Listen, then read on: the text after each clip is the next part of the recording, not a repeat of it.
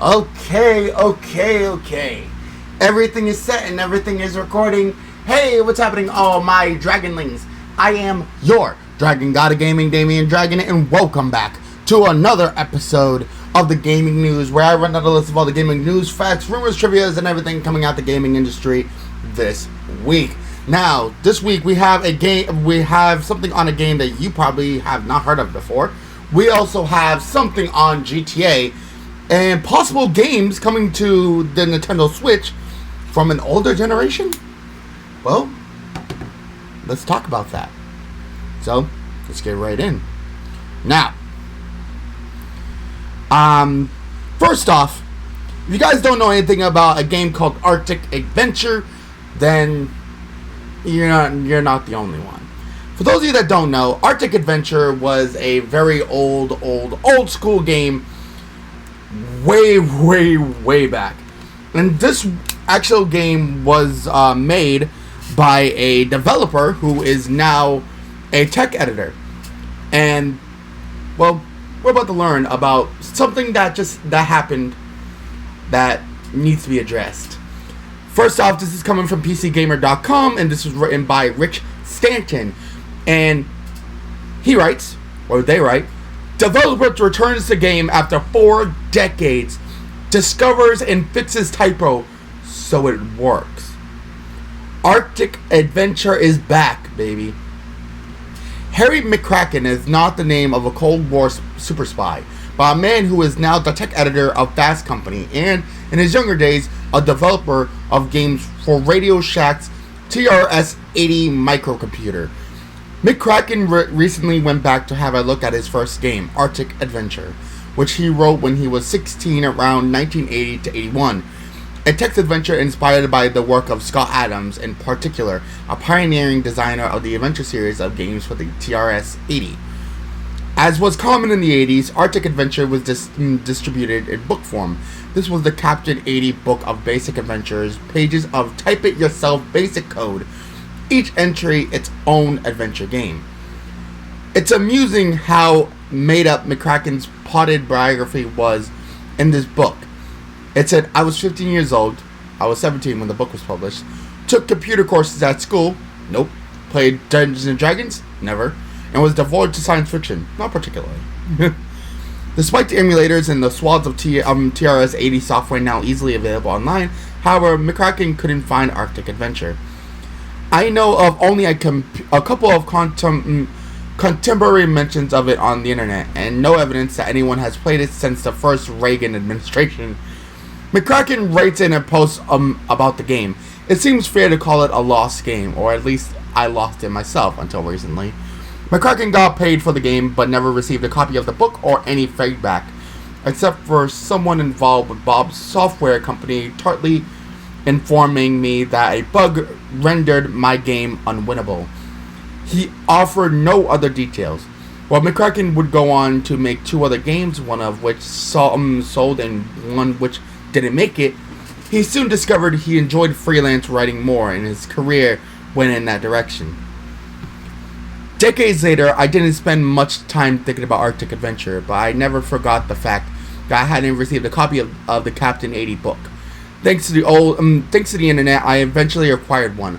But typing in 5.5 pages of old basic code seemed onerous. I have no idea how to actually say that word. onerous. I have no idea. Onerous? I don't know. Even if it was code I'd written. McCracken eventually got around to it this July. After 5 or 6 tedious typing sessions on my iPad, I had Arctic Adventure restored to digital form. That was when I made an alarming discovery. As printed in the Captain 80 book, the game wasn't just unwinnable, but unplayable.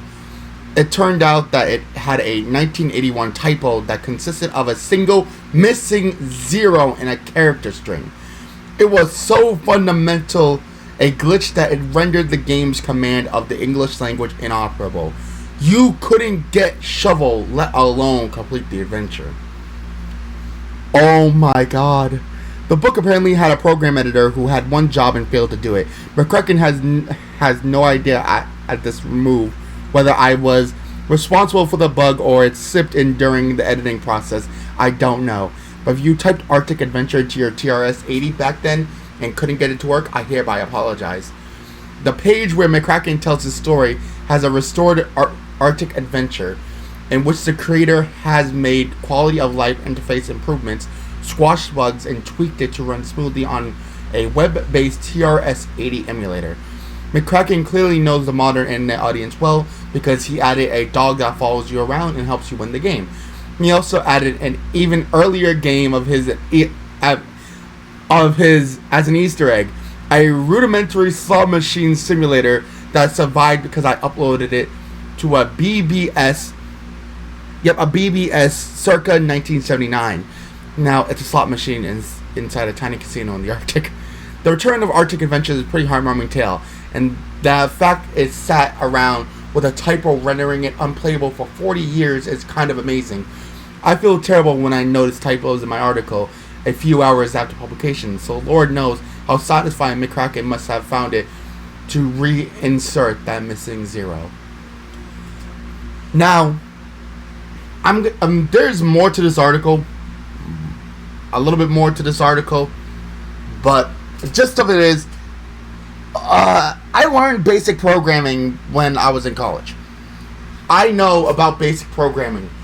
One out of place character can destroy your game in an instant. I programmed a game, and it took me literally 7 days to code it. Never mind, make sure it's playable. Everything went so wrong with one missing zero. And believe me, that is fucking bonkers. That is literally bonkers.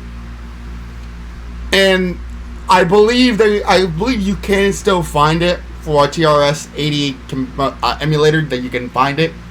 I believe this is a thing. But I kind of feel bad because I know what it takes to be a game designer. And hearing that, it must have been so freaking satisfying for him to fix the code. Ugh, my heart. I know it's weird to hear that from me, for someone who plays games for a living, that I know basic code and I know how to code something. And I know it's weird to hear directly from somebody who you guys know very well, of the destruction, mayhem, and conquering. The only game I ever really did any code for was a rudimentary game of Pong. And yes, that took me 7 days. 7 days. Pong. Figure that one out. And no, it wasn't just me. It was a good amount of my class who had this difficulty. But, Henry McCracken, you get me, my hats off to you, sir. And I hope the game went over well. If you guys want to, please go check out our Arctic Adventure. If you guys know anything about TRS-80 emulators, go check out Arctic Adventure. Please, go treat yourself, because that man deserves some people talking about this. You know what? Fuck it. I'll probably go off and do it. So I want to hear some people in the comment section saying I tried it out, and I want to hear how it is. And he put a doggy in there too. Ooh, I like it. Anyway. And yes, guys, I do realize that most of the gameplay on screen right now is basically my complete failures at this one course. If you guys remember correctly, I'm playing the original Writers tournament, and they all have NAS. I do not. Anyway, going from one generation of gaming, that's GTA, to another. The Game Boy and the Game Boy Color. Two handhelds that I've had and have played in great detail. I loved playing the Game Boy and Game Boy Color. The Game Boy Color one of my first games for the Game Boy Color was a thing for Pokemon, a cartridge for Pokemon Red, which I don't think I have anymore. I don't know if I still have it. I may, but I don't know if I tossed it out in the last move. But I had Special Pikachu Edition. I had Pokemon Yellow. I had Pokemon Red. I had Pokemon Crystal and Silver, and I believe I had Pokemon Gold. Don't quote me on that because I'm not sure, but I know I had Silver and Crystal. Anyway, these are the two things that you guys will always know about this set. That these games sparked a love of a certain video game titles. And you want something, there's a lot coming to it. And some of these games may be getting re-released. This is coming from TheVerge.com. This is written by Sean Hollister, and they write, Nintendo is reportedly set to bring Game Boy and Game Boy Color games to Switch Online. Yes, Nintendo may be finally ready to bring its storied handheld gaming library to the Nintendo Switch. Game Boy and Game Boy Color titles will soon join the 100+ NES and SNES games that it offers via the Switch Online subscription service. According to rumors from the Hate podcast, corroborated by Nintendo Life on Tuesday and now again on Friday by Eurogamer, it's not every day we see a Nintendo rumor that strong. There's no word on which titles might arrive, and I wouldn't necessarily expect your favorites to be among them, particularly to start. Nintendo has curated its NES and SNES libraries for Switch very slowly. Some of them are pretty deep cuts, and many titles like Earthbound, Chrono Trigger, and Super Mario RPG are still MIA 2 years later, which they shouldn't. Oh yeah, by the way, I'm going to be playing Chrono Trigger. I am going to be playing Super Mario RPG. I believe I'm going to be trying out my hand out in Earthbound very soon. You might want to be checking out my Twitch and my YouTube channels. Links in the description.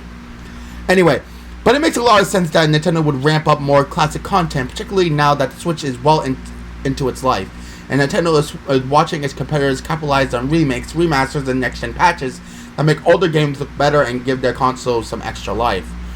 For a while, we were wondering if Nintendo would continue going down the NES and Classic and SNES Classic route, releasing cute limited edition miniature USB versions of its Game Boy and Nintendo 64 with preloaded games on board.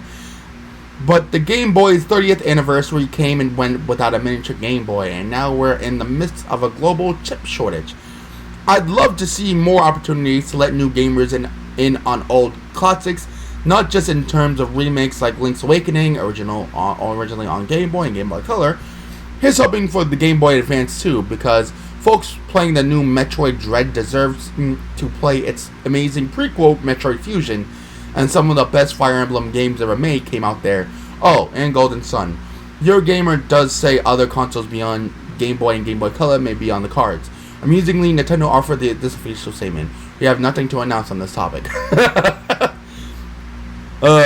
Which Game Boy and Game Boy Color games are on your shortlist? I'm going with Wario Land and Pokemon Pinball. Re-release Special Pikachu Edition. Re-release Red. Actually, no, don't do that. Re-release Crystal. Go, because they did get the news. Like Pokemon Fire Red was a remake. Then we had Soul Silver and Heart Gold.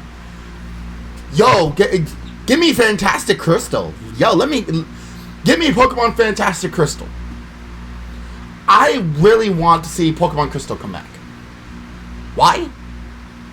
Why the fuck not? In all honesty, for the Game Boy games, I really didn't stray too far from the Pokemon series. For Game Boy Advance SP, that was a different story. I had plenty of things. I had Teenage Mutant Ninja Turtles. I also had some Power Rangers game. I had Spider-Man. I believe I had Spider-Man 2. Wow, I had plenty of Game Boy SP games. I'm trying to remember a lot of them. Oh my god.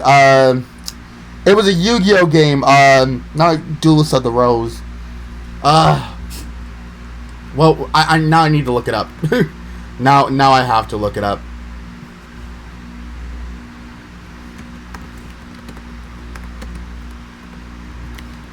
What was it? Okay, the Sacred Cards, Dark Duel. Okay, well, Reshuffle Destruction. The Eternal Duelist Soul was the one I had, and I did have Reshuffle Destruction. Oh my god. Oh, did Duelist of the Rose? Yeah. No, that's 2001. That's PlayStation 2. Yu-Gi-Oh! Reshuffle Destruction, Dark Duel Stories, the Sacred Cards. Yeah, they had a lot. So I think some of the old Pokemon games should get a fair shake. Special Pikachu Edition and Crystal, please and thank you. Anyway, from one large series of me talking about, again to another, Grand Theft Auto 5. Wow, Grand Theft Auto. Grand Theft Auto has been a very large series. Large and in charge. Oh, absolutely. Grand Theft Auto 5 has been one of the most groundbreaking games you could possibly look at. Why? Because Grand Theft Auto 5 was one of those games where everyone wanted to play and get in. Even I got in on the mix for a little bit, but I didn't do all too much in the game. I've always wanted to say, like, was it that good? You know what I mean? But it wasn't my game. I was more in tune with Saints Row. But hey. But anyway, something happened, and this is bad. So everyone's gonna be saying thanks, Take-Two. Anyway, this is coming from Kotaku.com, and this is written by Zach. I'm just gonna call him Zach. I'm not gonna try to pronounce the name, and I'm not gonna, well, his last name, and I'm not gonna try to, I'm not gonna try. And he writes, ambitious GTA Underground mod shut down after 6 years due to increasing hostility from Take-Two. The devs behind the Grand Theft Auto San Andreas mod had officially removed it from the web. After months of Take-Two Interactive attacking and fighting GTA modders, the folks behind the long-in-development San Andreas mod, GTA Underground, have killed the project and removed it from the web over increasing hostility from Take-Two and fears of further legal problems. Over the last few months, Take-Two Interactive, the parent company of GTA dev Rockstar Games, has gone on a digital murder spree. And this is coming straight from the article, so please do not content ban me. Sending multiple takedown notices to get all 3D era GTA mods and source words removed from the internet. The publisher is also suing the creators behind reverse-engineered source ports of Vice City and GTA 3. As a result of this hostility, GTA Underground lead developer DK Lewin, I have no idea, wrote in a post yesterday on the GTA forums that they and the other modders working on the project were now officially ceasing the development of GTA Underground. Due to the increasing hostility towards the modding community and imminent danger to our mental and financial well-being, we sadly announced that we are officially ceasing the development of GTA Underground and will be shortly taking all official uploads offline. TK Lewin also thanked the community for the support they received over the last 6 years and mentioned all the incredible work that went into the mod and the great time and team experience working on it together. A final video simply named The End was uploaded today on the modding team's YouTube channel. GTA Underground is a mod created for GTA San Andreas with the goal of merging all the previous GTA maps into one mega environment. The mod even aimed to bring other cities from non-GTA games developed by Rockstar into San Andreas, including the cities featured in Bully and Manhunt. Oh god. That is not a city you want to be in. I played Manhunt. Oh god. The mod had already faced some problems from Take-Two in July. As a result, it was removed from ModDB. It is now removed from all official sources and sites. In 2018, Kotaku interviewed DK Lewin about the mod and all the work going into it. He had started development on it back in 2014 when he was only 14 years old. GTA Underground isn't a simple copy and paste job.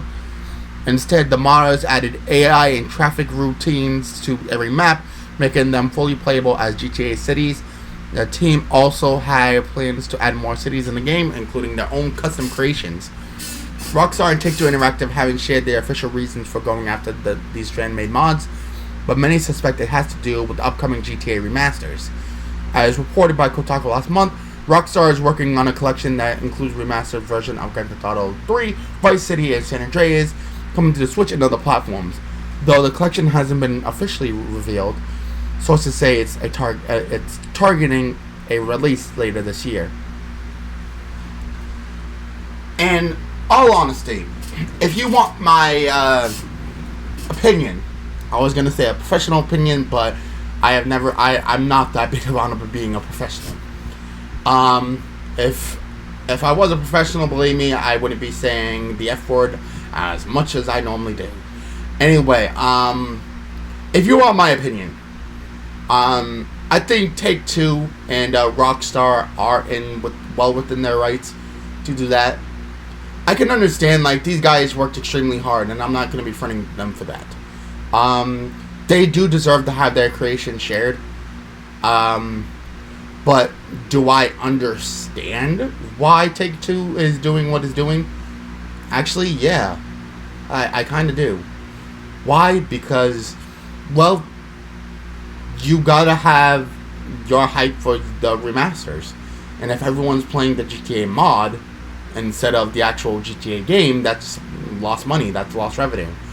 And, you know, people have been begging Rockstar and Take-Two to actually bring back San Andreas, GTA 3, Vice City, and all of them. And then they finally go to do it, and, you know, there's these mods out there which is just doing it before them. And, you know, it is their media, and I think they have a right, or, you know, more of a reason to be doing this. I don't normally take the company side on some of this, but to be honest, do I think that you know, the modders deserve to have their time in the spotlight? Of course. But do I think that they should be, you know, getting threats and, you know, financial lawsuit? I would just say, hey, you know, I don't mind you guys modding the game. No problem. Because your guys are putting your own spin on it. It's nothing personal. You know what I mean? I would just say, hey, allow them to keep on in their development. But just say, hey, please, I ask you to hold off until after at least the remaster's release. And then, by all means, you can continue your development. But I would ask you to cease that at this time. Not just cease it temporarily for the games to get themselves going. And by all means, you guys can go off and do all that. Because I think modding and stuff like that are all, you know, basically fan-made creations. They're twists on the reality. And if I made a game and someone made a fan-made game from it, then by all means I would be like, hey, that's really cool. You know, just embrace it. And yes, I did watch the Game Theory episode about the whole embrace, enhance, extinguish type of thing that the FNAF initiative. But that's not what I'm talking about. What I'm more talking about is, you know, just embrace the creator and be like, hey, I'll give you money to be able to do your own certain thing, but how about, you know, you come and work for my team? Would love to have you. You know, you guys seem like you're pretty good, and we can give you the resources. But I don't see, but Do I think that they're going about this all wrong? Take-Two kind of is. Absolutely, Take-Two is definitely going about this in the wrong way. They shouldn't be telling them to literally cease all development. Because fan-made games will make you want to play the original just as much. I played fan-made games, and it made me crave to play the original too. You know, and it's not like, you know, it's really doing GTA any harm. GTA literally is untouchable. Literally, it doesn't matter if fan-made games are being made or not. People will still buy GTA. People have been modding GTA for a long time. I've seen many GTA fan creations. And it's not a bad thing, ever. It never was. So, to Take-Two Interactive, you know, should they, you know, cool their heels a little bit? Yeah. Do I feel bad for, you know, the team behind GTA Underground? Absolutely I do. They deserved a little bit more than that. So, I apologize to the whole GTA Underground team, but I believe that, you know, Take-Two are well within their rights, even though I think it's a shitty thing they're doing, but I think it's, you know, something that, you know, they have every more than a right to do. You know what I mean? So, anyway, ladies and gentlemen, I like how at the end of the video I finally got to the ending. Ladies and gentlemen, thank you guys so much. Hope everyone has a lovely, lovely day. You guys are awesome. If you guys want to check out some more stuff from me, and you guys want to see some of the stuff that I've been working on, come and check me out every single day over on Twitch. I normally stream live on Twitch every single day. I try to do my best to do so. There are varying times that I do it, so you do you. Also, I've revamped my schedule for YouTube, so I'm doing one video a day. So you guys want to come check out my YouTube channel? I'm playing Yu-Gi-Oh! The Falspawn Kingdom. If you guys remember correctly, this is a game that Chaos has played. I believe on this channel, on this personal channel. So, if you guys want to come and check out some of the cool stuff that I'm doing with Yu-Gi-Oh! The Falspawn Kingdom, by all means, come and check it out. So my schedule is going more like this. Monday, Tuesday, Thursday, and Saturday, I'm playing Yu-Gi-Oh! The Falspawn Kingdom. Wednesdays, I'm playing Pokemon X. Fridays, if you guys have not seen it, I'm playing Kingdom Hearts. On Sundays, I'm still keeping it 2 videos a day. So Mass Effect 2, Mass Effect Legendary Edition, I've been playing. And also, I am playing Shinobi, a 2002 PS2 ninja game. Go and check it out, because it's straight fire. By the time this, goes up, it will be, I believe this will be out. I'm not very sure, but I think it's going to be out in like an hour.